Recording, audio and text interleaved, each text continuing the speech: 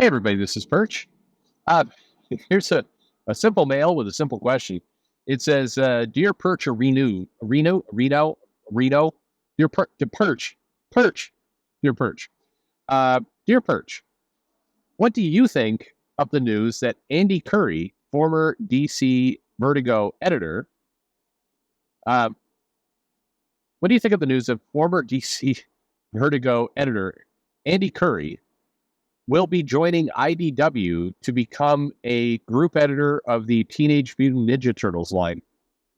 Hang on. He's becoming the group editor? Does it need a group editor or just an editor? Like, what is?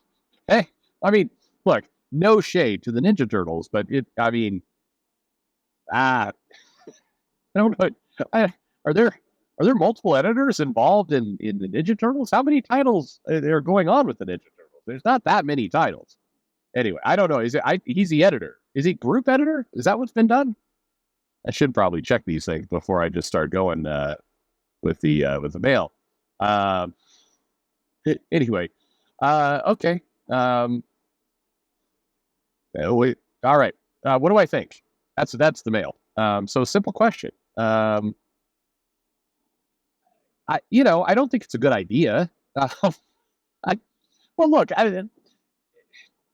The thing is, this. So I was having a conversation with a friend about this, and um, and they were outraged about it, and I'm like, I mean, I hear you, but let me give you a not a contradictory opinion because it's not.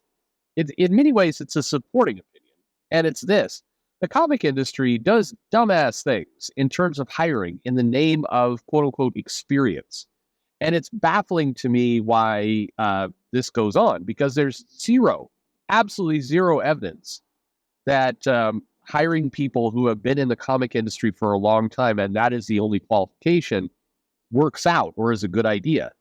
And I get, Andy Curry, the DC Vertigo line.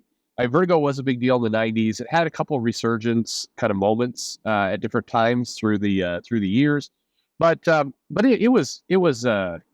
it was not doing well when it came back under Andy Curry's leadership, and then he certainly did nothing to.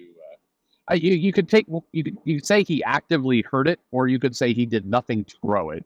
Maybe both. I mean, actually, they're both kind of different things. I mean, he hired in a lot of. I don't use these words lightly, but balls out lunatics to be part of that line. I mean, like people who, that's. I mean, just some of the people who had a very obvious public reputation for being trouble.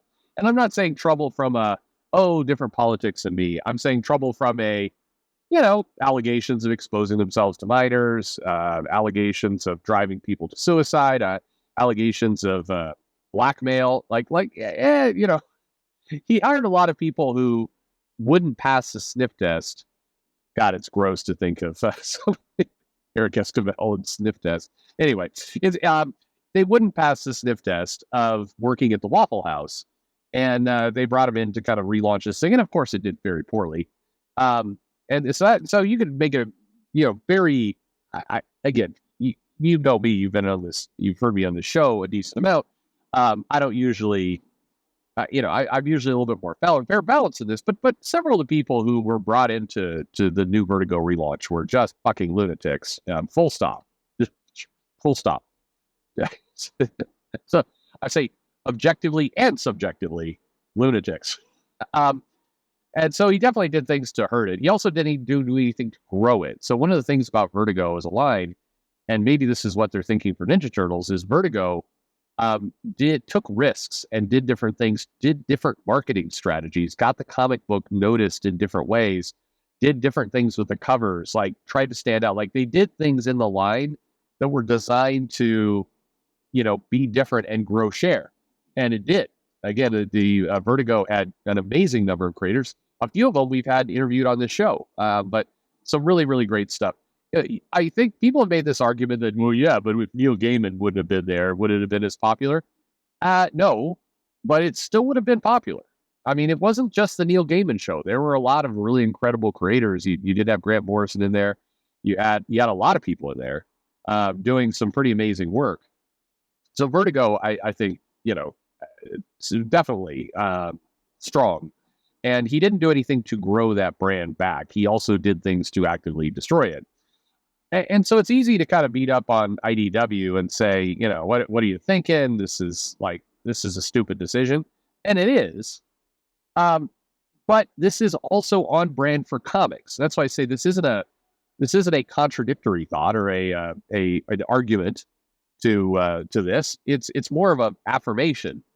I mean, one of the guys who he wasn't destructive in the colorful and amazing way as Andy Curry hiring Zoe Quinn to do a comic, but I always loved, like, you bring in quote unquote celebrities or people from outside comics to write comics, and almost every time it doesn't go well. Like, there's very, very, very small versions of being successful. Joss Whedon on Astonishing X-Men is probably one of the biggest areas where it did go well.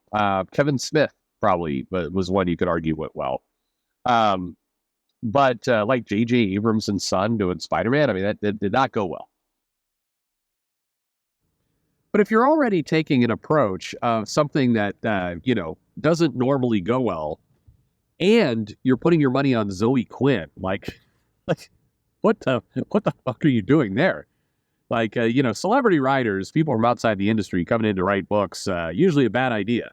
And we've hired Charles Manson to write this book. It's like, Anyway, just like, I don't know, stupid on top of stupid there. But, years and years and years ago, and I understand comics is no place for people with long memories, but once upon a time, I want to take you back to the early 90s. And you had, at the time, a blockbuster of a comic in Uncanny X-Men and X-Men. And you had a writer on that, Chris Claremont, who was basically printing money at that point. And then you had partnered him up with a series of just incredible artists with John Romita Jr., Mark Silvestri, and then, the epic of Jim Lee. And so you're launching this Chris Claremont, Jim Lee new X-Men book, and it sold millions of copies, and it was doing really, really well. And what is Bob Harris, the editor, sitting on the most incredible, diamond that was in comics at the time? He basically, kind of catered to Jim Lee without actually truly doing diligence on what Jim Lee really wanted, and basically, got Chris Claremont off the book, got a writer who had a, epically long career on X-Men, got him basically out. So Jim Lee could kind of do his vision, but Jim Lee didn't even want that. And Jim Lee proceeded to, bail with Silvestri and Todd and Eric Larson, everything to do Image. So not only did he chase off a writer who had spent 2 decades printing money for Marvel, and in turn pissing off people like Louise Simonson and Ann Nocenti and others in the process who saw how writers were being treated, and succeeded in not wrapping up, not securing the top artists at the time and losing them too. And that was what Bob Harris did. I understand it's, again, not as dramatic, not as fun. And several of you would go, oh, but what Andy Curry did was worse. Not even close. Bob Harris took a multi-million-dollar franchise, a literal franchise at a time when movies were about to come out.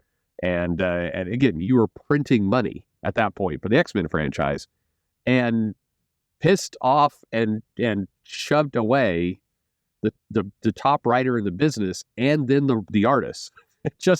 He basically oversaw everything collapsing there, and eventually is thank you, best of luck to your future endeavors away from Marvel, and then DC's like, we got to have this guy. And DC hires him. And it's not as dramatic as somebody hiring a lunatic, but Andy Curry, blowing up Vertigo when it was already, a weakened animal. Again, that's not an excuse. It's not to be, people always misinterpret things I say. And this is not me going, and that means he's great. Let's hire him for everything. Which is how I hear people in my head when they make those kinds of comments. Perch says all the creators are amazing, wonderful. Anyway, I'm going to just do sillier and sillier voices. But the damage done to a publishing company with Vertigo was, it was, you know, it was a loss. But at that point, Vertigo was not selling in the top 50 of anything, and it didn't grow. So, yeah, you wouldn't, put it this way, you wouldn't hire this guy to be the editor of something. I mean, that would be stupid.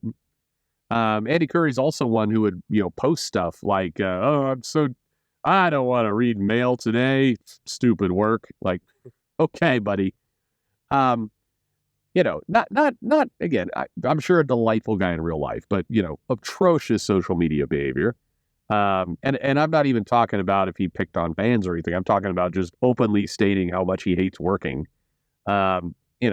Didn't do a good job with the lineup he was given. Let's hire him over to do Ninja Turtles over in IDW. Dumb move. Full agreement. Dumb move. But this is a comic industry, and I mentioned one. There's so many. There's just so many. There's so many moments. You got a guy who was an editor who made jokes about a writer, killing his wife with a hammer that he was probably having an affair with, and it's like, let's hire him to do Justice League. Like you have the industry with a long pattern of just dumbassery decisions. It's like, hey, we have a writer here who's probably one of our most popular writers at Marvel. He just did this long run of Uncanny X-Force and Uncanny Avengers that people seem to like, and his Captain America's a little weird, but it's selling well. I know. Let's not support him when a crazy bitch from CBR starts making up false stories that he's got Sam Wilson in an underage relationship with a girl. Let's just kind of turn.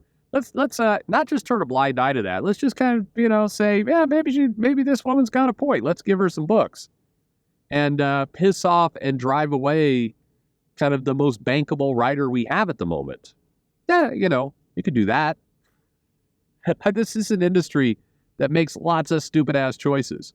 To me, the Bob Harris one is always fascinating that DC hired this guy, because, I mean, that was a clusterfuck of epic proportions. And as an editor, your job is literally to curate, good content and good teams to produce, commercially successful stuff. And by the way, Bob Harris is a very friendly guy. Met him, very, very nice. But there's a lot of really friendly guys.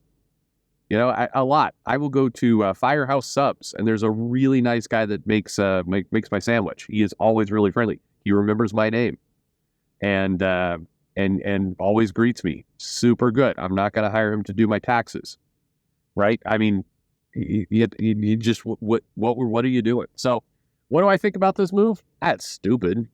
I mean, but again, it's like, okay, IDW makes dumb decision. Film at 11. I mean, sure. That's how I feel about that.